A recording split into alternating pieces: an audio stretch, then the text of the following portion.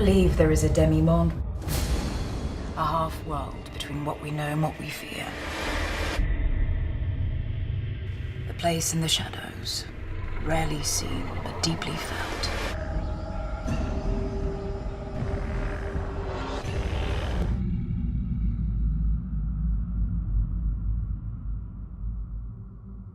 Hey guys, how are you? Hope you're well. So I wanted to chat today a little bit about the new horror TV series called Penny Dreadful from Showtime, which is actually premiering tonight on Showtime at 10 p.m, which is why I wanted to talk about it. I've only seen the pilot episode, so I just want to give you a bit of an overview of what my thoughts were on it. No spoilers or anything like that, and let you know if I'm excited for episode 2 and whether or not it's a series that I'm going to invest in. Penny Dreadful is set in London in the Victorian era, so that's the era of Jack the Ripper.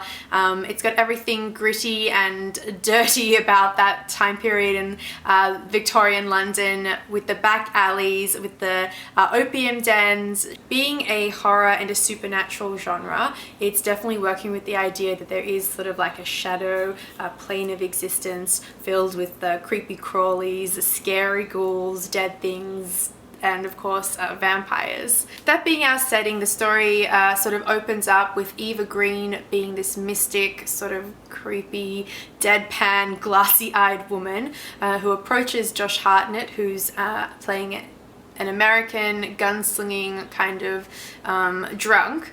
She enlists him with his great weaponry skills as like a hired gun to help her in a case that she's trying to solve. And that of course leads them into the underbelly of London, where creepy crawly things are waiting in the shadows to attack them. I mean, of course, this being the pilot, it's just sort of setting up, I guess, a mood for what we're going to see later on for and throughout this series. Apart from Eva Green and Josh Hartnett being our two key roles, there were about 2 or 3 secondary characters also established, and I've got to say, as I was watching this episode, there was a lot of establishing going on. I know the pilot is supposed to establish where we are in time and place and our mood and our tone for the rest of the series, but there really was a lot. So I know we're dealing with a horror genre, supernatural, and it's supposed to be, I suppose, like a bit of a mystery as they're following a case trying to recover a girl who's gone missing,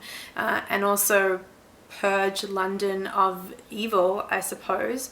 But this series, well, this pilot especially, seemed to take itself very seriously, and I've got to say, to me it came across a little dry. I could also say it felt a little bit forced with its camera work. So the camera is often moving to show you things in a purposeful way in order to frighten you. So can I give you an example of during a lightning storm, somebody wandering through a darkened corridor, and you're moving behind them and you know that there's something behind them, and the camera spins around to look at them from the front, and a flash of lightning is illuminated, and there you go, there's someone behind them. Now, while that's a very common camera trick, and it's by no means a bad thing, I just felt like the trick was repeated a few times within a close time period.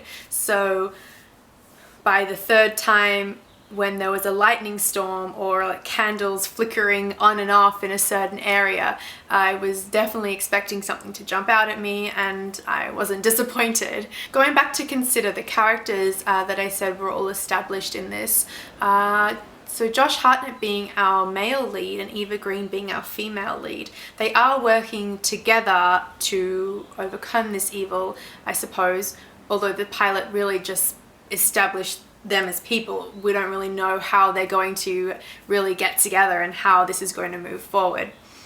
I didn't feel there was a lot of chemistry between the pair, and I'm not saying romantic chemistry.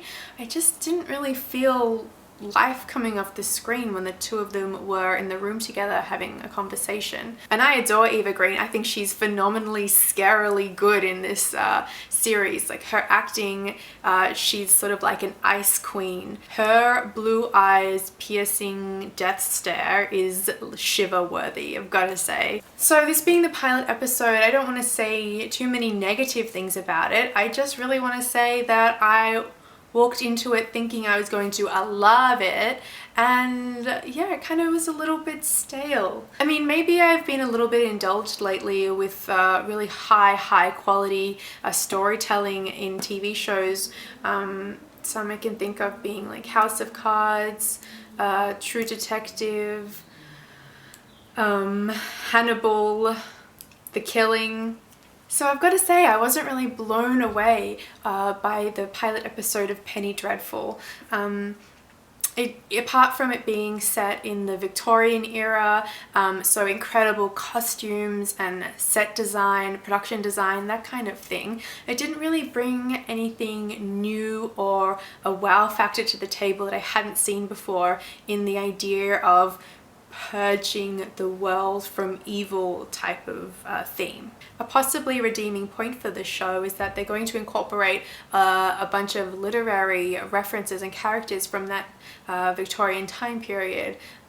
So being Frankenstein and his monster, being Dorian Gray, are the two I believe I know off the top of my head, but that could be a really cool and interesting sort of blend. So the pilot episode for Penny Dreadful is airing tonight on Showtime at 10 p.m. But if you won't get a chance to see it then and you still want to check it out, they do have the pilot episode which you can check out on YouTube for free, which is pretty cool, which is how I saw it. So yeah, it's definitely worth checking out if you like this kind of genre. I will keep my eyes open and check out episode 2, but I'm not holding my breath with excitement, so... Thank you for taking the time to watch this video and my thoughts on Penny Dreadful. If you want to know more about what I've been watching lately, make sure you guys subscribe to my channel, and I look forward to talking to you again soon. Bye.